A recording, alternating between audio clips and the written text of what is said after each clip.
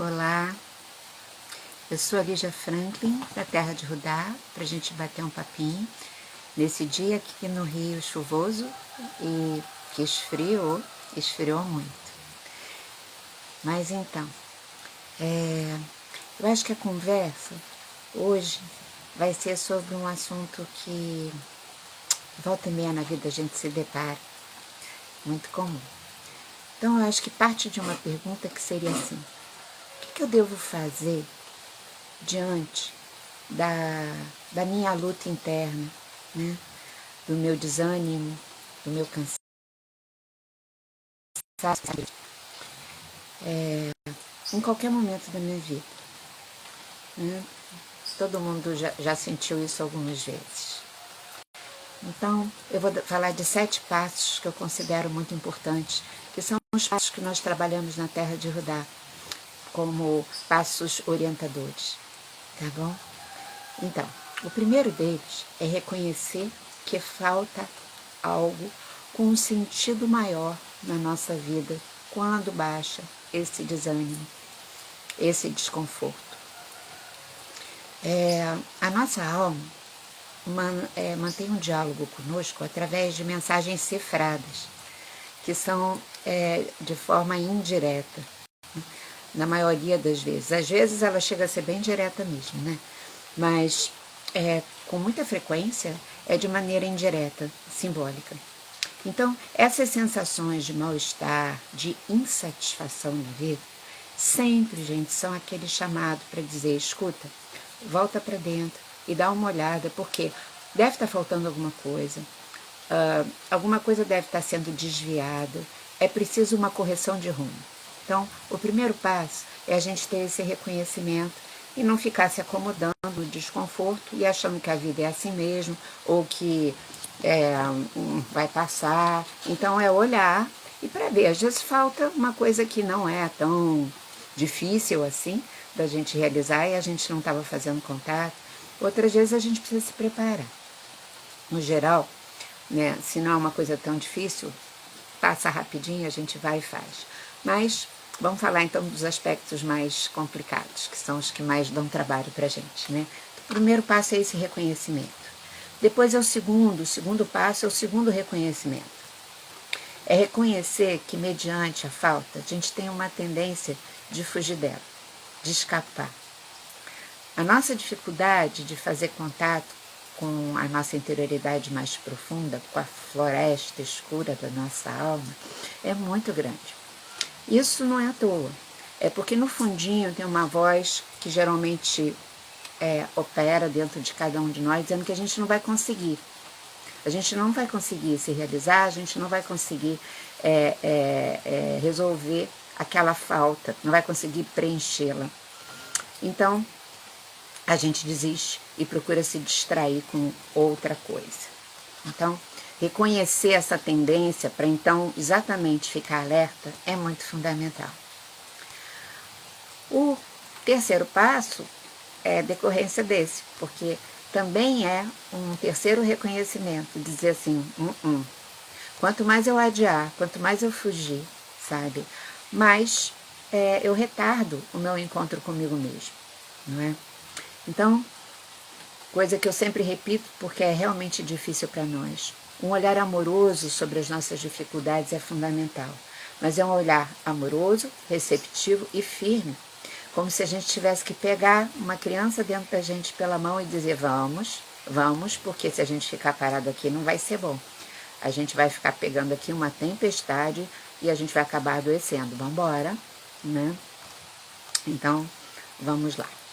O quarto passo, sabe, é essa questão da gente buscar as ferramentas psicológicas que nos ajudem a saber lidar com a nossa sombra e com a nossa luz, que na verdade todo mundo traz no seu pacotinho de aula. Isso por quê? Porque nós não recebemos uma educação psicoespiritual ainda.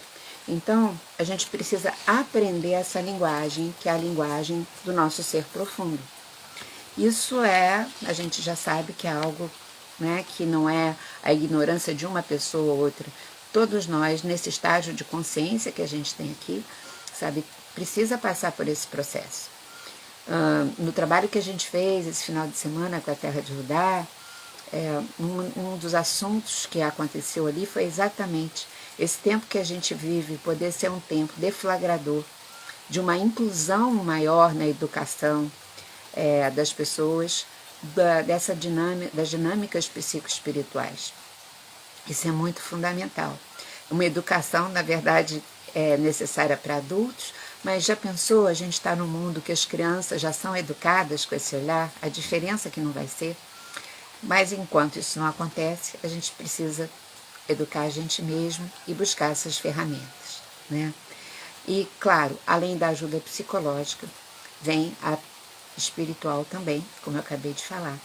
E eu tenho uma certeza que o nosso ser, ele se apoia em religiões enquanto está se aprontando para desabrochar para uma espiritualidade ampla, livre, que não está, vamos dizer assim, restrita às religiões institucionalizadas. É como se isso faltasse também.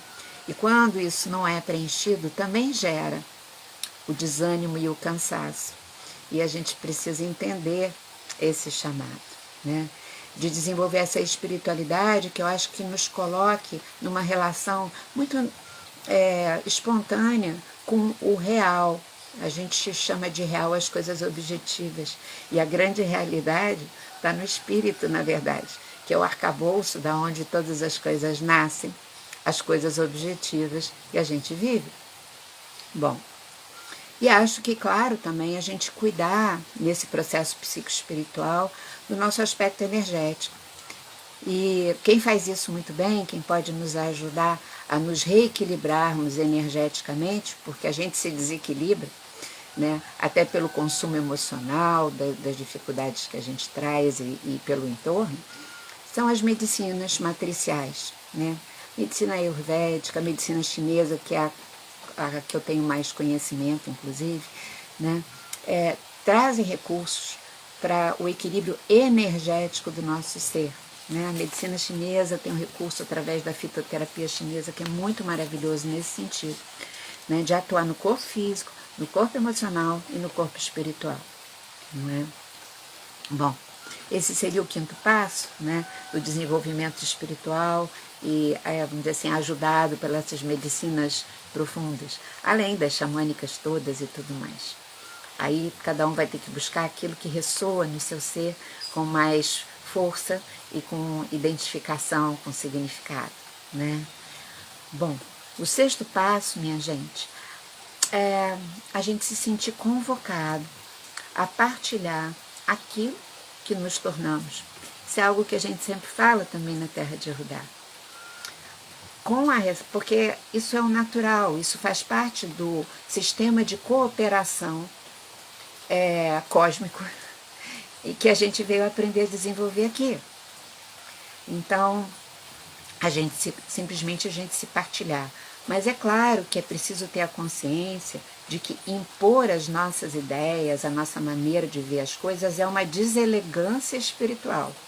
É uma coisa muito deselegante espiritualmente, porque a gente está se afastando daí, né, da própria espiritualidade quando isso acontece.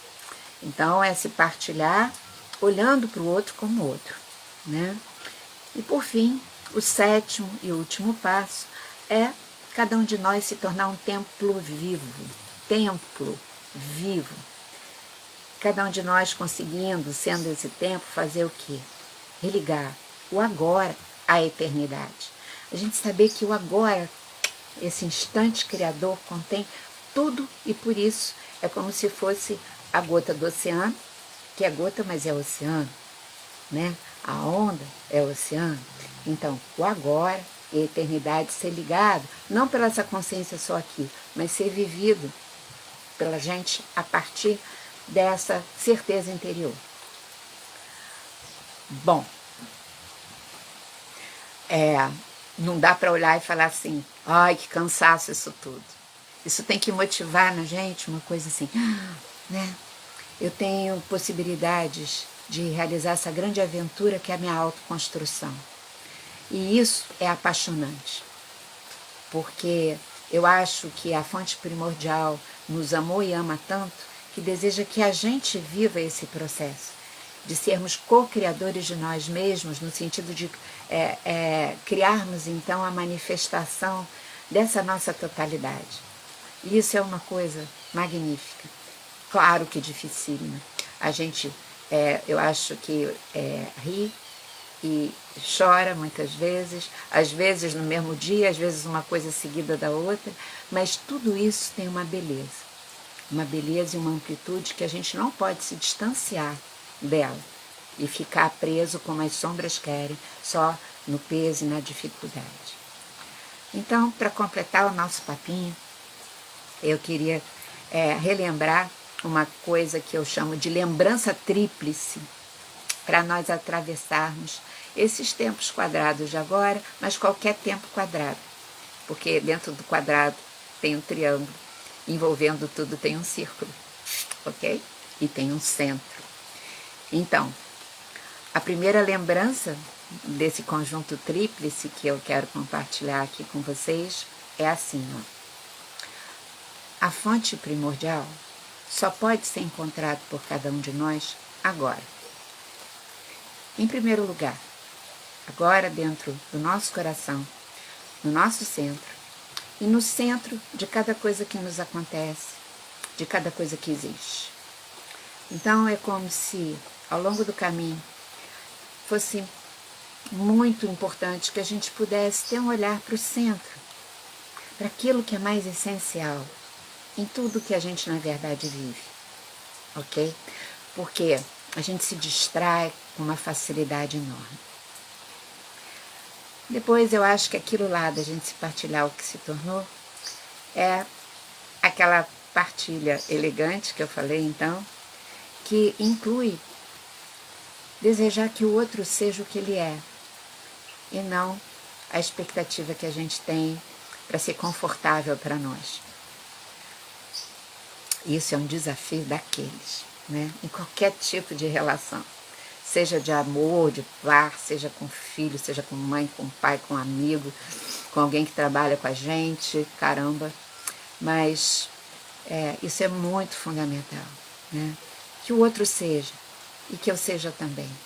Que a gente possa festejar esse ser, né, de cada um da maneira mais completa possível, não é?